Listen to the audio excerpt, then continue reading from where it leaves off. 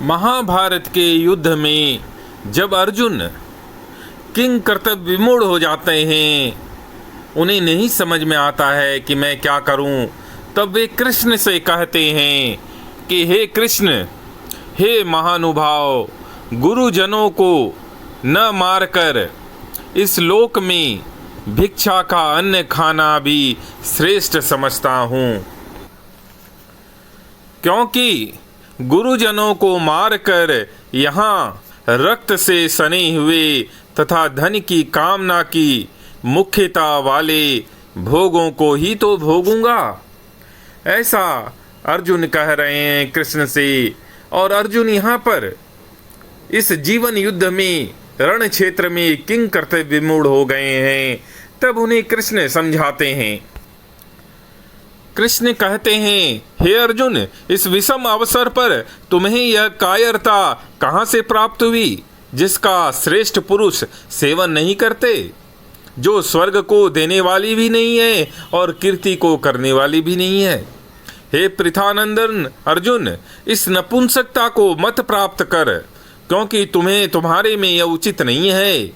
हे परंतप, हृदय की तुच्छ दुर्बलता को त्याग करके इस जीवन युद्ध में खड़ा हो जा।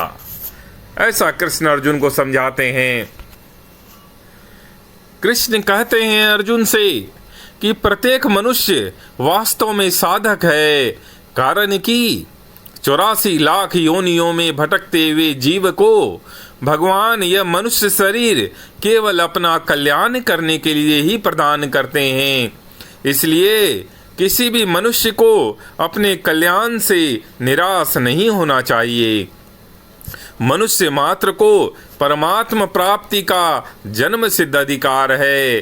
साधक होने के नाते मनुष्य मात्र अपने साध्य को प्राप्त करने में स्वतंत्र, समर्थ, योग्य और अधिकारी है।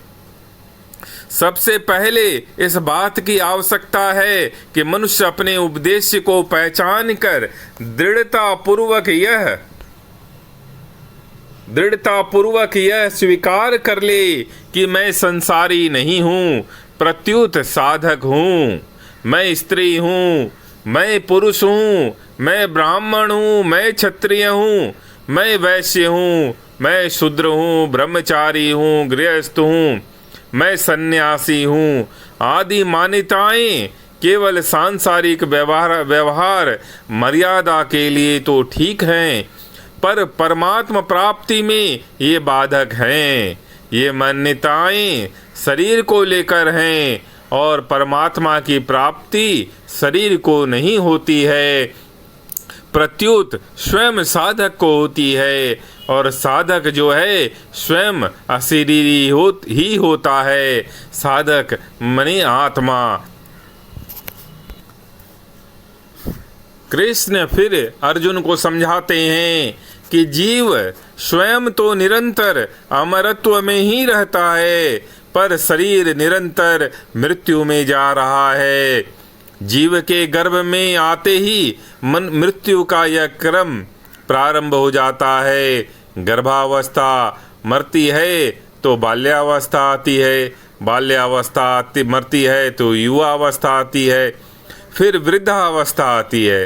अब वृद्धावस्था मरती है तो देहांतर अवस्था आती है, अर्थात दूसरे जन्म की प्राप्ति होती है। इस प्रकार शरीर की अवस्थाएं बदलती हैं, पर उसमें रहने वाला शरीरी जो आत्मा है ज्यों का त्यों रहता है।